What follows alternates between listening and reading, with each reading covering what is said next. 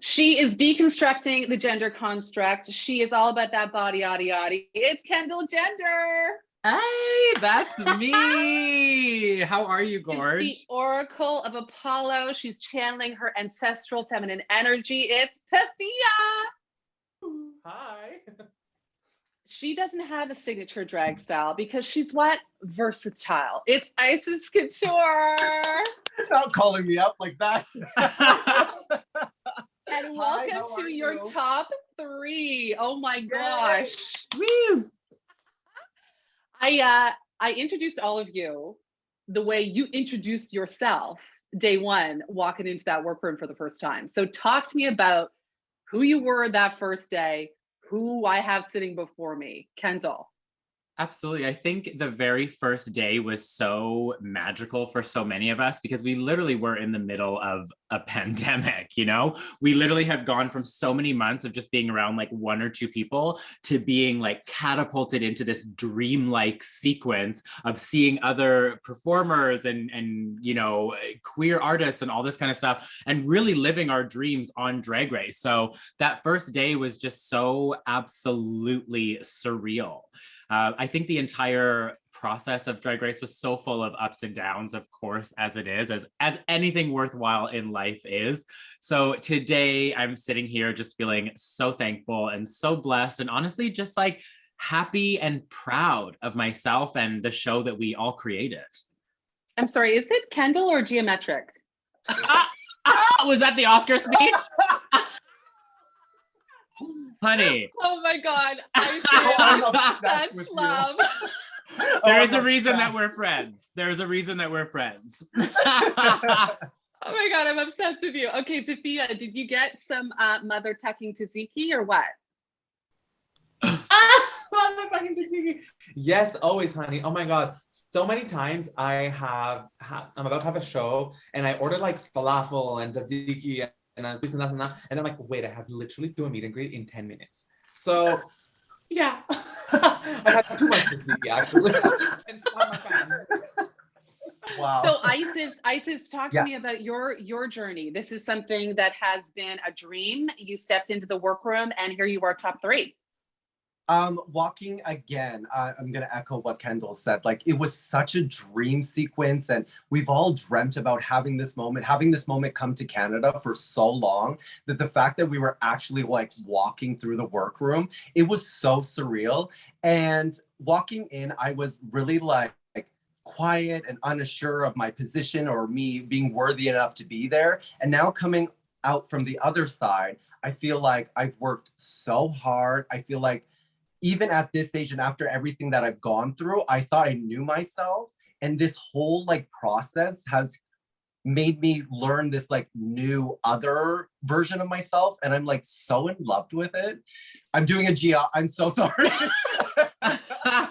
We just have a lot of feelings, okay? Yeah. Give us a break. It's the best. And one of the other sort of best parts about each of you and really sitting in your top 3 is that you've brought so much heart to this season and you've brought so much truth of who you are. And I appreciate it so much. Kendall, your ability to speak about your journey with sobriety, I think was such a moving part of this season. How did it feel to watch your words back? Thank you. Yeah, I mean, I definitely like burst into tears. I was actually with Pythia at a viewing party, and it was very emotional. It was super intense. Like you kind of have that moment before you're going to share something big like that, and you're like, can I share this? Like, is this something that I want to keep inside, or is this something that I want to share to inspire other people and let them know that it's okay? And I'm very, very, very glad that I chose to share it because I've gotten such an outpour from people being like people saying that like watching that episode helped them stay sober. You know what I mean? People that were thinking about going back, and like it's just really cool that we get to share our stories, and I'm really happy that it resonated with people. So thank you for saying that. And Pythia, you really spoke to this idea that there's not just one way to be queer and there's not just one way to do drag in a way that I don't think I'd heard before. You know, it's not just a cis gay man thing. So talk to me about drag diversity and where you think we are in Canada and and more on that, because it really moved me this season. Yeah, so I don't know. Basically, I come from like a very conservative country. Greece is really toxic when it comes to, you know, not conforming. And sort of like I never felt like I belonged into my universe and my surroundings in Greece. And I feel like a lot of the things that, a lot of the roots of what I do now is sort of, how do I word this? Basically, growing up Greek with all these expectations put on myself and my body as a child, you know, I'm supposed to wear blue, I'm supposed to wear pants, I'm this, you know, I'm this image that was presented to me. I never really identified with it. And for a long time, sort of like I hated myself and my identity, but also my Greek identity, because I felt like I would never be able to fit into that mold. So I feel like with drag and basically like coming out and discovering so much more about gender and diversity is like, now I finally realized that I can be proud of who I am and my roots, because that's, nobody said that that's the way that it has to be, right? So I get to like rewrite it in a way with my drag. So nobody's telling one way to be Greek or queer or a drag queen or a drag artist, you know? So yeah, I feel like drag has given me this like power to like reclaim this and just like go beyond. And I feel like that's really where drag is headed. Like, as someone who has, you know, been watching sort of from afar, it feels like that's the direction where it's going. And inclusivity is such a beautiful thing. And it was really evident in the prom episode. And Icesis, you were, I could tear up right now. You were so in yourself in that episode. Did you feel that? It was so powerful how you were speaking to your drag daughter about your own experience and about sharing how you're not going to be alone. So you must have gotten a lot of feedback on that one. For sure. So when we first started filming, I did let production know that there was certain things that I wasn't comfortable with speaking about, and that happened to be one of the things. Not necessarily because I'm ashamed of what happened to me or I'm afraid to speak about it, but it's more of I don't, because I've come so far from that moment and I've worked so hard within myself and Yes. It's just I was waiting for the right moment, and I have worked so hard to get to the point where I'm okay with this stuff that's happened to me. And I told myself that I was okay, but I didn't realize that I still needed to be comfortable enough to share it with the world. So, and the fact that Michaela gave me that opportunity to share with her in aspect to help her and other people, it just, the moment was like, that was my favorite thing. And Michaela was with me at the viewing party when we watched that episode together. So we embraced each other. And since then, I've had so many kids tell me that just seeing them and talking about mental health, like, has stopped them from wanting to hurt themselves or any of that stuff. So regardless of what the outcome of any of this, I'm just happy that I was able to share this moment and at least help somebody. Yeah. What hell to that? It was such a, you know, it's interesting because I didn't know any of that backstory that you'd said specifically. There are certain things I don't want to go, places I don't want to go. And it's always so powerful when in that minute you decide, yeah, I'm going there. And you did. So hallelujah. Hallelujah. So let's get into some of the discussions that were brought up in the reunion, which I have to say, it felt a little like True, No, Strong, and Friendly, if I'm going to be serious. Were there things that didn't get said that you felt like you wanted to, or was that cathartic for all of you? What was it like to see your sisters sitting across? So when we came around the corner, we had no idea about this reunion was happening at all. So to see them, I was so surprised and I was so happy to see them. And again, we were in a pandemic. So to be able to see the people that we were able to get so connected with in the time, it was very friendly. But I do have to say, there were certain things that were left out that were a little more juicy. That is true. You're not wrong, girl. What? No, I can't. No. No, we're not allowed. No, you're not allowed. No, we ain't trying to get sued.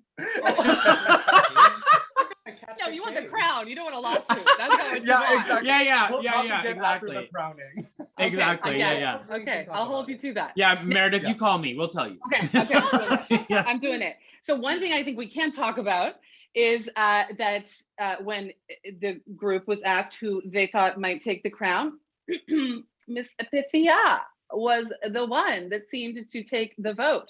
To my recollection, I think Pythia had most Yeah. of the sway from the other girls. Right. And we feel yeah. how about that, Pythia?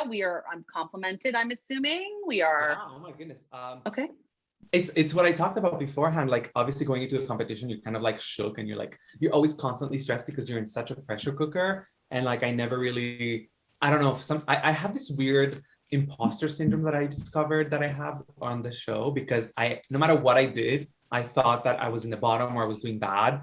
Because it's like you don't have your family and your friends to like affirm you all the time. So I don't know, when it came to that point and everybody like mostly everybody voted for me. I don't know, it was just very affirming. I was like, oh my God, I actually see myself in the finale and I see myself winning and I see myself deserving of this spot just as everyone else in that top 4, because I was like, am I supposed to be here? Am I not? You know what I mean? So yeah, it was just like very humbling. And yeah. And Kendall, how does it feel to be the last brat pack standing? Honestly, very correct. No, with my sisters, obviously we have such a long history, like on and off the stage. So it was so cool getting that experience with them. And I'm just honored to be able to keep that torch right to the finale, kind of for all of the Brat Pack girls. Fabulous. Well said. And Icesis, I have to say, and this is not a read on anyone else, but when they said that you were the eldest queen, girl, I was shocked. You didn't see her behind the I scenes. wasn't sure where you were going with that. I can see it. No, I was like, and again, this is not a read on anyone else, but I was thinking, what? Girl, well done. Thank you so much. And it's all natural. There's no chemicals in this body. Not yet. Not yet. Crown. Not yet. Who knows? Yeah. Yeah. We did crown someone though already, and it is Miss Suki Doll, right? Miss Congeniality. We live for Miss Suki Doll. How do we feel about that? I think what like everyone has to realize is that we voted for Miss Congeniality, and Suki was so congenial to all of us behind the scenes. Like she was literally cooking us meals on our days off when we were all so tired and everyone was sleeping for like 11 hours straight. She was cooking and getting it delivered to each of our hotel rooms, and she was just like, she was such a like mother to all of us. So she absolutely deserved that. Fab. So before I let you go, because I mean, I've said it before to the other queens that they're booked and busy, but let's be real, you're really booked and busy. Top 3. Let's do some other crownings. This can be anyone, okay? Who would win Miss Mirror Mirror on the Wall? Who's always mugging?